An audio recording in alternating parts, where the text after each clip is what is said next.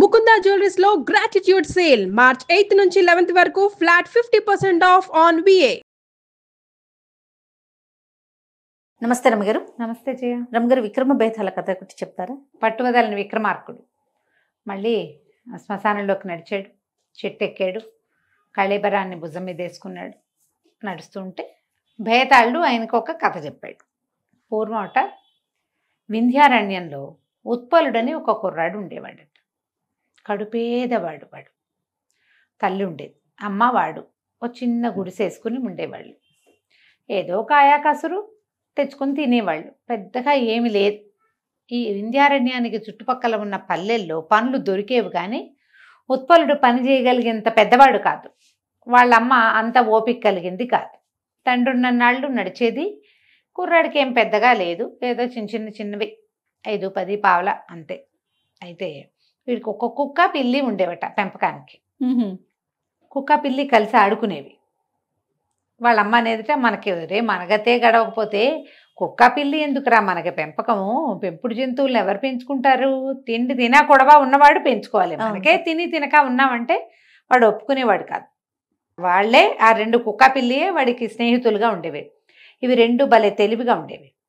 అవి ఏం చేసేట, కుక్కట ఎక్కడైనా సరే ఏదైనా ఒక కుందేళ్ళు అవి కనబడితే పట్టుకొచ్చి వీళ్ళకి ఇచ్చేది. ఒక కుందేలు మాంసం తిని హాయిగా 2 రోజులు కూర గడిచిపోయేది. ఏమైనా పట్టుకొచ్చేది, పక్షుల్ని వేటాడి పట్టుకొచ్చేది, అది తినగా అది దాని దారిన తిని మళ్ళీ వీళ్ళ కోసం విడిగా పట్టుకొచ్చేది. తర్వాత వీళ్ళు ఏవో దుంపలు అవి ఇవి తవ్వుకుని తెచ్చుకునేవాళ్ళు. ఎక్కడైనా చిలకడ దుంపలు దొరికినాయి అనుకో, ఆ చుట్టూ అంతా దుంప ఉంటుంది, పెండలం దొరుకుతుంది, కంద దొరుకుతుంది. ఆ దుంపలు దొరికినప్పుడు వీళ్ళ ఇంట్లోకి ఎలుకలు వస్తే వాటిని రానివ్వకుండా ఈ పిల్లి కాపలా కాసేది, దుంపలు అవి పాడు కాకుండా ఉంచేదన్నమాట. కుక్క పిల్లి సహాయం చేస్తూనే ఉండేవి. వీడికి కుక్కతోటి పిల్లితోటి మామూలుగా మాట్లాడటం అలవాటు ఉత్పలుడికి. మనం కుక్కలతో మాట్లాడే వాళ్ళని ఇప్పుడు చూస్తున్నాం కదా, ఇది వరకటి కాలంలో అంతలా ఉండేవి కాదు. ఇప్పుడైతే అమ్మని, నాన్నని, అన్నయ్యని, పిన్నని చెప్పుకుంటున్నారు. అప్పుడు కొంచెం తక్కువ ఉండేది. కానీ ఈ ఉత్పలుడు చాలా క్యాజువల్గా మనుషులతో మాట్లాడినట్టే కుక్కతోటి పిల్లితోటి మాట్లాడేవాడు, వాటికి అర్థమైపోయినట్టే ఉంటూ ఉండేది. అయితే ఒకనాడు ఈ కుక్క పిల్లిని ఇంటి దగ్గర వదిలిపెట్టి ఇతను ఏదో పక్క పల్లెకి పని కోసం వెళ్ళాడు. వాళ్ళు ధాన్యం దులిపారని అక్కడికి వెళ్తే ఏవో కొన్ని తిండి గింజలు దొరుకుతాయని భావించి వాళ్ళ అమ్మ వెళ్ళమంది. వెళ్ళేసరికల్లా ఏమైంది, ఒక పెద్ద మైదానం ఉందట అక్కడ. వెళ్ళే దారిలో ఆ మైదానంలో అందరూ గడ్డి కోస్తున్నారు. వీళ్ళు ఏం చేస్తారు, ఈ గడ్డి అంతా కోసేసి తవ్వి కొన్ని గింజలు వేసుకుంటారు ఉమ్మడి మీద. అంతా తవ్వారు, అంతా కోస్తున్నారు. ఓ పక్కన మధ్యలో, అంటే మైదానపు మధ్యలో అంత మేర వదిలిపెట్టేశారు, ఒక పెద్ద రౌండ్. అతనికి అర్థం కాల, ఎందుకు అక్కడ వదిలిపెట్టారు ఏమిటి, అది ఎందుకు అట్టా వదిలిపెట్టారు, ఇదంతా తవ్వే చుట్టూతో అదంతా చేసేసి మధ్యగుండ్రాన్ని వదిలిపెట్టారు. వదిలిపెట్టేసరికల్లా ఈ రైతుల్లో ఒకడేం చెప్పాడంటే, అందులో పాము చేరింది బాబు, పాము ఉంది, మరి భయపడి అది బుసకొడుతోందని భయపడి మేము దాన్ని చేయలేదు, ఇంకో పూట చూసి అప్పుడు కోస్తాం. గడ్డి కోస్తే గడ్డికి ఇట్లా అడుగును పట్టుకోవాలి కదా, గడ్డికో ఇటువంటి ఇట్లా గొయ్యరుగా అడుగున అడుగును పట్టుకుంటారు, పట్టుకుని నేలకు సమాంతరంగా కోయాలి. కోస్తే అప్పుడు గడ్డి చేతిలోకి వస్తుంది, అది భూమి మీద ఇంతంతే మిగులుతాయి, తవ్వేస్తారు వాటిని. ఇది అట్లా అవల. ఈ పాము ఉండేసరికి భయపడ్డారు. ఈ అబ్బాయి పాము వీడికి ఏంటంటే మొదటి నుంచి అడవిలో తిరగటాలు వాటి వల్ల భయం లేదు. పైగా వాడి దగ్గర ఉన్న కుక్క ఇంత భయంకరమైన కుక్క, ఇంత ఎత్తుది. పిల్లి కూడా చిరతపుల్లాగా కనపడుతుంది. వాటితో తిరిగి నోట్లో చేతులు పెట్టి అలా చేస్తుండేసరికి వీడికి భయం లేదు. వీడు వెళ్ళి ఆ గడ్డి దగ్గర నిలబడి, పాము బయటికి రా, నీకేం భయం లేదు, వీళ్ళు నిన్నేం చేయరు, మా ఇంటికి తీసుకెళ్తా, మా ఇంట్లో కుక్క పిల్లి ఉన్నాయి, వాళ్ళతో ఆడుకుందు కానీ దా దా దా అన్నాడు. అనేసరికి ఆ పాము చరచరా బయటకు వచ్చేసింది. తెల్లగా మెరిసిపోతున్న అందమైన సర్పం అది, ఎంత బాగుందో. వచ్చి దగ్గర నుంచి సరికా వీడేం చేశాడు, చటుక్కని వంగి దాన్ని చేత్తో తీసి మెడలో వేసుకున్నాడు. కామ్గా ఉంది పాము, దానికి ఆహారం లేదు పాపం, మెత్తగా ఉంది. పొలాల్లో ఈ రైతులంతా ఆశ్చర్యపోయారు. వీడు జంతువులతో మాట్లాడతాడు, మనలాగా ఊళ్ళల్లో ఉండేవాడు కాదు, వీడు అడవిలో ఉండేవాడు, పోనీమని ఊరుకున్నారు, వాళ్ళు గడ్డి కోసుకున్నారు. ఈ పామును వెంబడి పెట్టుకుని ఇంటికి తీసుకొచ్చాడు. పాము మంచి చురుగ్గా ఉంది, యాక్టివ్గా ఉంది. తీసుకొచ్చేసరికల్లా వాళ్ళ అమ్మ ఆశ్చర్యపోయింది, ఏమిట్రా కుక్క పిల్లియే ఎక్కువైతే పావును ఒకదాన్ని తెచ్చావు నువ్వు, దీనికేం పెడతామంటే పోనీలేమ్మా, ఏ పక్షినో తిని బతుకుతుంది పాపం, వాళ్ళు గడ్డికి వస్తున్నామని ఆగారు. 2 రోజులు పోతే కొట్టేస్తారు. పాపం దీనికి తిండి లేదు తిప్పలేదు. మనుషులు తిరుగుతుండేసరికి బయటకు వెళ్ళటానికి దానికి కుదరలే. ఆ పాముని ఇంట్లో వదిలిపెట్టాడు. ఆ పాము అటు ఇటు తిరిగింది. అక్కడి నుంచి ఏదో కోడి పిల్లలు అవి కనపడితే తిన్నది. ప్రశాంతంగా ఉంది. కానీ మొదటి రోజున బుసలు కొడుతూ కదులుతూ ఉన్నది. మెల్లిగా మందకొడిగా అయిపోయింది. అంతకుముందు మొదటి 4-5 రోజులు బాగా ఆడింది కుక్కతోటి పిల్లితోటి. ఆట అవి తగ్గిపోయినాయి. దిగాలుగా ఉన్నట్టు కనపడేది. ఇతను పాముతో మాట్లాడేవాడు ఆ ఉత్పలుడు. ఒక పూట అడిగాడు, ఎందుకు ఇంత దిగులుగా ఉన్నావు, మందకొడిగా ఉన్నావేంటి? మొదట వచ్చినప్పుడు ఉత్సాహంగా ఆడుకున్నావు, ఆహారం తిన్నావు, ప్రాణభయం పోయేసరికి నీకు ఇంకా ఉత్సాహం పెరగాలి కదా, ఇట్లా ఎందుకున్నావు అంటే, పాము మాట్లాడుతుంది అనుకోలే వీడు. కుక్క పిల్లితోటి వీడు మాట్లాడితే అదేమంటుంది, బావు బావు మియావు మియావు అంటాయి. పాము కూడా బుస్సు బుస్సు అంటుంది అనుకున్నాడు. కానీ ఆ పాము మానవ స్వరంతో మాట్లాడింది.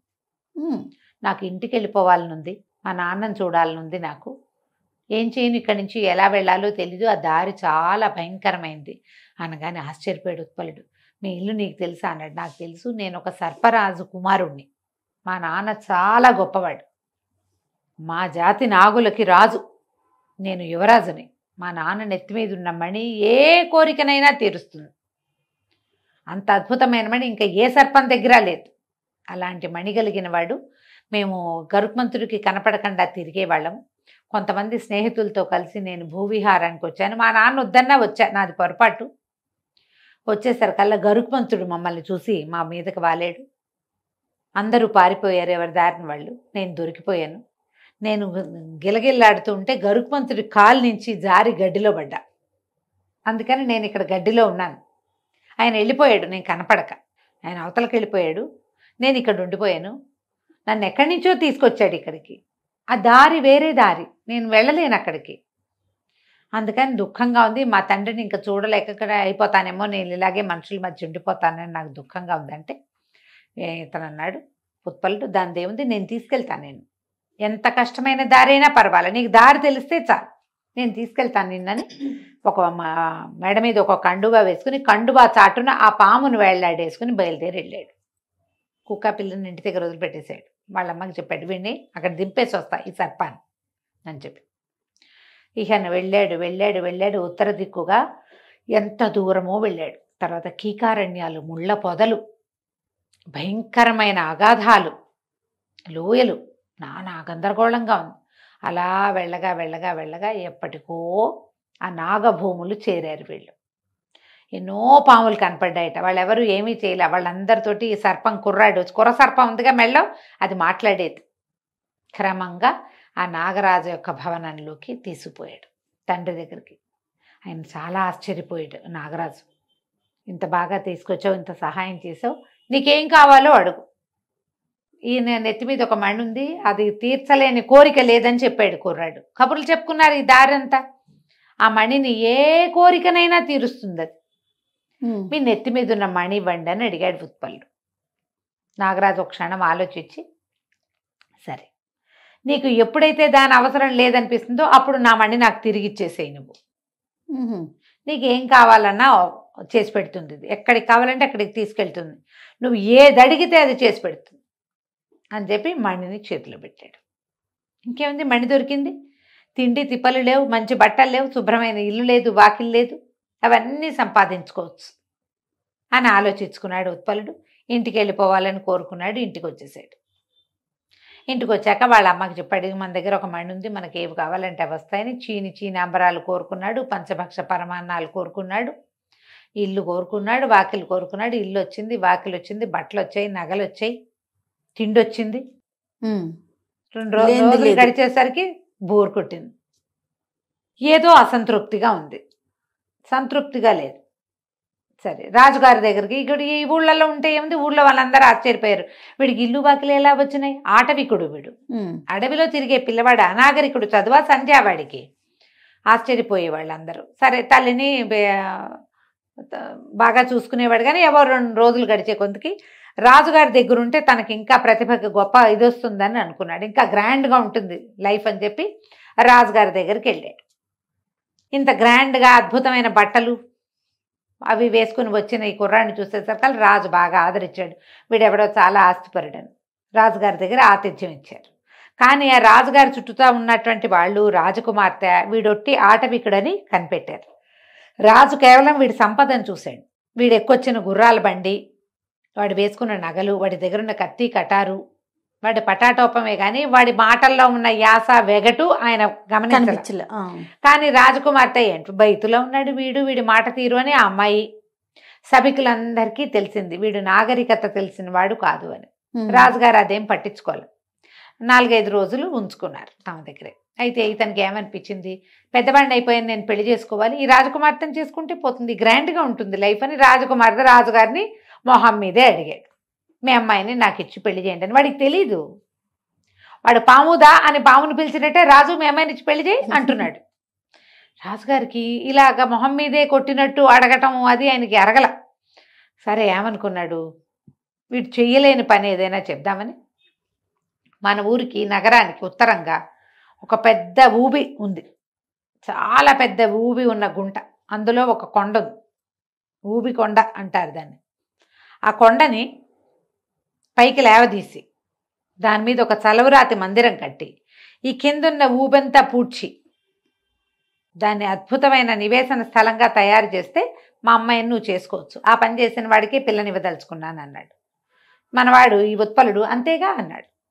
సాయంత్రానికల్లా మణి ప్రభావంతో కొండని ఊబిలోంచి పైకి లేవదీశాడు, కొండ మీద చలువురాతి మందిరం కట్టాడు, కొండ కిందన్న ఊబెంతా మట్టిపోసి శుభ్రంగా చదువు చేసేసి మొక్కామూడు పెట్టించేశాడు. తెల్లారేసరికి తయారైంది. 3వ రోజున రాజుగారి దగ్గరికి వచ్చి అమ్మాయినిచ్చి పెళ్లి చేయండి అన్నాడు.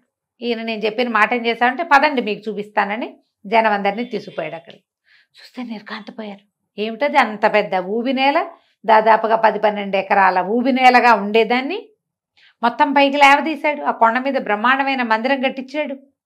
వీడి దగ్గర ఏవో పవర్స్ ఉన్నాయి తెలిసింది. వాడికి తన పవర్ దాచుకోవటం కూడా తెలియదు. సరే రాజకుమార్తె వివాహానికి ఒప్పుకున్నాక ఆ రోజు ఏమనేది, నీకు చదువు లేదు, సంధ్య లేదు, నీకు నాగరికత తెలీదు, నువ్వు మొద్దువి మూఢుడివి అనేది. అయితే ఈ అబ్బాయి ఏమనేవాడు, నా దగ్గర పవర్స్ ఉన్నాయి, నాకు శక్తి ఉంది, చదువు లేకపోతే ఏమైంది, శక్తి ఉంది నా దగ్గర అనేవాడు. కానీ ఏదో అసంతృప్తిగానే ఉండేది. అదే ఈ అమ్మాయిని తను సాటిస్ఫై చేయలేకపోతున్నాను అనిపించేది. తెలివైన మాటలు అవి ఏం లేవు వీడికి. భార్య కావాలి, పెళ్ళాం వచ్చింది అంతే. దాంతో ముద్దు ముచ్చటగా ఉండటం కూడా వీడికి ఏం తెలియదు, మొరటగానే ఉంటాడు. అయితే ఆ అమ్మాయి 4 సార్లు 5 సార్లు ఈ మాటలు వచ్చాక అమ్మాయి ఏమంది, ఏమిటి నీ దగ్గర ఉన్న పవర్ ఏమిటో చెప్పు నాకు అంటే, నా దగ్గర నాగమణి ఉందని చూపించాడు. ఆ అమ్మాయి ఎంతో ఆశ్చర్యపోయి, అబ్బా నీ దగ్గర ఎంత అద్భుతమైంది ఉంది, నువ్వెంత గొప్పవాడివి, నీలాంటి వాడివి నువ్వే, ఇక నుంచి నువ్వే నా ఆరాధ్య దైవానివని అంతకుముందు దగ్గర కూడా రానివ్వకుండా చీత్కారాలు చేసింది. ఆ రోజు చక్కగా భోజనం పెట్టి చక్కగా మంచి పాయసం అది తినిపించి హంసతూలికా తల్పం మీద పడుకోబెట్టి విసిరికర్ర పెట్టి విసిరి నిద్రపుచ్చేసింది. వీడికి మత్తు మందు కలిపేసింది అన్నంలో. ఓహో, అతను అట్లా జాగ్రత్తగా దాచిపెట్టుకునే నాగమణిని సంగ్రహించేసింది. ఆ మణి చేతిలోకి రాగానే ఆ మణికో దండం పెట్టి, ఈ దౌర్భాగ్యుడు పీడ విరగడైపోవాలి, ఈ నీ మహిమ వల్ల వీడికి ఏమేమి వచ్చినాయో అవన్నీ పోవాలి అని అనుకుంది. ఆ మణి ఎవరి దగ్గర ఉంటే మణి వాళ్ళ మాట వింటుంది. వెంటనే ఈ మొత్తం భవనం మాయమైపోయింది, ఊబినేలు వచ్చేసింది. ఈ అమ్మాయి పోయి రాజుగారింటో పడింది, వాడు పోయి తన వింధ్యారణ్యంలో ఉన్న గుడిసెలో పడ్డాడు. తెల్లవారేసరికి మెలకువసరికి ఏముంది, పూరు గుడిసెలో ఉన్నాడు. వాకిట్లో కుక్క పిల్లి తిరుగాడుతున్నాయి. ఆ గుడిసె చింకి జీర్ణం అయిపోయింది. అమ్మ అసలు లేనే లేదు. వీడికి ఎన్నాళ్ళో అయింది రాజుగారి దగ్గరకు వచ్చి, అమ్మలేదు. ఏడ్చి మొత్తుకున్నాడు, తల్లి చచ్చిపోయిందని తెలిసిపోయింది వాడికి. నేను చిన్నతనం నుంచి నాతో పుట్టిన పిల్లలప్పటి నుంచి ఉన్న కుక్క పిల్లిని వదిలిపెట్టి ఈ నాగమణిని పట్టుకుని అక్కడెక్కడికో పోయాను. చివరికి మళ్ళీ నా ప్లేస్కి రాజకుమారిని నమ్మితే అదేమో నన్ను మోసం చేసింది. ఇక్కడికి వచ్చేసరికల్లా అమ్మే లేదని బాగా ఏడ్చి కుక్కకి పిల్లికి తన ఏడుపు మొత్తుకోళ్ళు అన్నీ చెప్పుకున్నాడు. కుక్క పిల్లి 2 బయలుదేరి వెళ్ళినాయి. ఇతను మాట్లాడే మాటలన్నీ వాటికి తెలుసు కదా. రాజభవనానికి వెళ్ళిపోయినాయి. అగట్ట మీద నుంచి దాటడానికి దారి ఉంది. రాజకోటకి ఇట్లా ద్వారం అగట్ట మీదకి పడతాయి కదా, మన సినిమాల్లో చూస్తున్నాం. అవునవును. దాని మీద నుంచి కుక్కని పిల్లని లోపలికి రానివ్వలా కాపలా వాళ్ళు తోలేశారు. తోలేస్తే ఇవి 2 కలిసి ఏం చేసినాయి, రెండో పక్క నుంచి వెళ్ళి అగట్టని ఈది కుక్క మీద పిల్లి కూర్చుందనమాట. కుక్క ఈతుంది, పిల్లికి ఈతలు రావు. అగట్ట ఈది మెల్లిగా రాజమందిరంలోకి వెళ్ళిపోయింది. వెళ్ళగా వెళ్ళగా వాటికి రాజకుమార్తె ఎక్కడుందో తెలిసింది. ఆ రాజకుమార్తె నాగమణినిట చేత్తో పుచ్చుకుని పడుకుంది. ఈ పిల్లి ఏం చేసింది, ఆ రాజకుమార్తె పక్కన నుంచి చెవి పక్కన ఇట్లా గీరింది. వాటి గోళ్ళు ఉంటాయి కదా. ఆవిడ ఉలిక్కిపడి చేత్తో ఇలా సర్దుకోవడానికి చేతిలో ఉన్న మణి వదిలిపెట్టేసింది. ఆ మణి వదిలిపెట్టిన మరుక్షణం కుక్క దాన్ని నోటగా చేసుకుంది. ఆ మణిని పుచ్చుకుని మళ్ళీ కుక్క పిల్లి ఆగర్తి ఎదుకుని వెనక్కి వచ్చి ఈ ఉత్పలుడి చేతిలో పెట్టేసరికి అతను ఆ మణిని చూసుకుని చాలా దుఃఖించి ఆ మణిని పుచ్చుకొని మళ్ళీ రాజుగారి దగ్గరికి వెళ్ళాడు. మళ్ళీ బీద వేషంలో వచ్చిన వాడిని చూసి రాజు ఆశ్చర్యపడి, ఇతను మళ్ళీ వజ్రాలు గిజ్రాలు కోరుకోవాలా, నగలు నాణ్యాలు కోరుకోవాలా, ఆ పేద వేషంతోటే ఉన్నాడు, ఆటవిక వేషంతో. రాజు దగ్గరికి వెళ్ళి, నేను మీ అల్లుడి రాజకుమార్తె ఇట్లా మోసం చేసింది నన్ను అనేసరికి ఆయన అన్నాడు, అయ్యో ఇంత పని జరిగిందా, మా అమ్మాయికి నేను శిక్షిస్తాను, నేను దాని లైన్లో పెడతాను. ఏం పెట్టద్దు, నేను అమ్మాయికి తగిన వాడిని కాను, నేను భర్తగా ఉంటాను కూడా పనికిరాను, నేను అసలు అమ్మాయి భర్తనని మర్చిపోండి, మీ దారిని మీ అమ్మాయికి వేరే పెళ్లి చేసుకోండి, నాతో జరిగిన పెళ్ళి అసలు మీరు పెళ్లిగానే భావించక్కర్లేదు, నేను వెళ్ళొస్తానని వెళ్ళిపోయాడు. అక్కడి నుంచి కుక్కని పిల్లిని వెంబడి పెట్టుకుని నడిచి అలా ఉత్తర భూముల వైపుకి నడిచి వెళ్ళిపోయాడు. వెళ్ళి వెళ్ళి వెళ్ళి వెళ్ళి నాగభూముల్లోకి ప్రవేశించాడు. ఎప్పుడైతే ఇతన్ని చూశారో, నాగులు ఇంతకుముందు వచ్చాడుగా రాజకుమారుణ్ణి తీసుకొచ్చాడు, వాళ్ళు ఎవరేమనలా, సరాసరి నాగరాజు దగ్గరికి వెళ్ళి ఇతని దగ్గర, పైగా ఇతని దగ్గర నాగమణి ఉంది కదా, ఎవరు ఏమనలా అతను. ఈ నాగమణిని పట్టుకెళ్ళి నాగరాజుకి అప్పచెప్పాడు. ఈ మణి అవసరం తీరిపోయింది, నాకు కూడా ఏవేవో లేవని అనిపించింది, ఇది వచ్చాక నాకు అన్నీ అర్థమైనవి తీసుకోండి అన్నాడు. అనగానే ఇప్పుడు ఏం చేస్తావు అని అడిగాడు నాగరాజు. ఏం చేస్తాను, నా బతుకేదో బతుకుతాను, నేను మా అమ్మాయిలాగు లేదు, నా కుక్క పిల్లి నాకు తోడున్నాయి, ఏదో ఒక అడవిలో ఒక గుడిసేసుకుని బతుకుతానంటే, నాగరాజు అన్న నువ్వు వెళ్ళొద్దు, మావాడు కూడా నీ కోసం ఎప్పుడు అడుగుతున్నాడు, ఇక్కడే ఉండిపో, నీ కుక్క పిల్లి ఇక్కడే ఉంటాయి మాతో పాటు, నువ్వు కూడా వాడితో పాటు ఇక్కడే ఉందుగానని ఉత్పలుడిని నాగభూముల్లోనే ఉంచేసుకున్నారు. అతనితో వచ్చిన కుక్క పిల్లి కూడా ఆ పాముల మధ్యలోనే తిరుగుతూ అక్కడే ఉండిపోయింది. ఈ కథని బేతాళుడు విక్రమార్కుడికి చెప్పాడు. ఆయన అడిగాడు బేతాళుడు, అన్నీ పోగొట్టుకుని పూరి గుడిసెకి చేరాడు ఉత్పలుడు, మణిపోయింది, మణి అతనికి కుక్క పిల్లి తెచ్చిపెట్టినాయి. అవును, మళ్ళీ మణి తెచ్చిపెట్టంగానే ఇతను ఏం చేసి ఉండొచ్చు, అంతకుముందులాగానే మంచి బట్టలు, ఇల్లు, వాకిలి, ఒక రథము అన్నీ కోరుకుని ఉండొచ్చు కదా. ఏవి కోరుకోకుండా కాలినడకన కుక్కని పిల్లిని వదలకుండా ఎందుకు వెళ్ళాడు అక్కడికి, ఎందుకు రాజకుమార్తెని ఇంకో పెళ్లి చేసుకోమని చెప్పాడు. తనకు కావాల్సినవన్నీ తీసుకున్నాక అప్పుడు ఇచ్చి ఉండొచ్చు కదా మణి, అంతే. మణి ఎందుకు ఇచ్చేశాడు, నీకేం అర్థమైందో చెప్పమన్నాడు. చెప్పమంటే అప్పుడు విక్రమార్కుడు చెప్పాడు అన్నమాట. ఇతను వస్తువులు సమకూర్చుకోగలడు కానీ సంతృప్తిని దాన్ని సమకూర్చుకోలేడు. అంతకుముందు అతను హాయిగా దొరికింది తింటూ సుఖంగా ఉన్నాడు. ఇతనికి ఇంత సంపద వచ్చినా సాటిస్ఫాక్షన్ రాలా, ఏదొచ్చినా చాలదు, సంపదలు వస్తుంటే ఇంకా రావాలి ఇంకా రావాలి ఇంకా రావాలి అనిపిస్తుంది. సంతృప్తి సంపదతోటి రాదు. సంతృప్తి అనే బ్రహ్మ పదార్థం ఎక్కడుంటుంది, వస్తువుల్లోనో సంపదల్లోనో సామాన్లలోనో భూమిలోనో ఉండదు, లోపల ఉంటుంది. నాకు ఇది చాలు అనే ఫీలింగు, అవి బయట ఎట్లా వస్తాయి, అంతే. ఫీలింగ్స్ బయట ఉండవుగా, లోపల వస్తాయి. లోపల అతనికి ఎప్పుడు రాలా, అతనికి వస్తువులు వచ్చినాయి, ఇల్లు వచ్చింది, వాకిలు వచ్చింది, అన్నీ హాయిగా అమ్మతోటి ఉండొచ్చే, చాలక కదా రాజు దగ్గరికి వెళ్ళాడు.